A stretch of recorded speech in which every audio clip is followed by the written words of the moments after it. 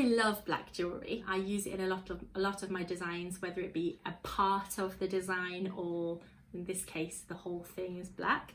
I love it, and I'm going to show you how to create it.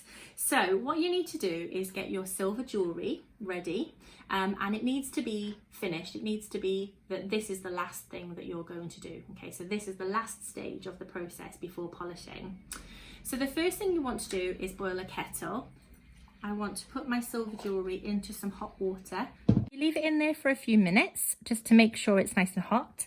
Then pop it into a fresh solution. And this time we're going to add a few drops of liver of sulphur. Just look at that, just one drop and it's already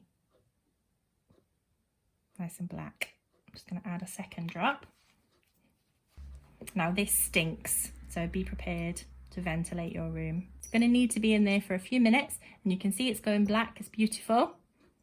Whilst that's working, I'm just going to go and put some cold water into this cup.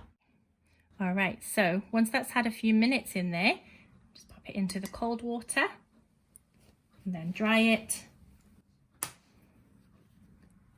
Okay. Now, before you actually polish it, you may wish to buff some of this back.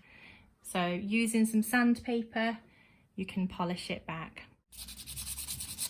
Okay, so what this means is all the bits that are textured, that are deeper, they're going to stay black, and the surface area is going to be nice and silver.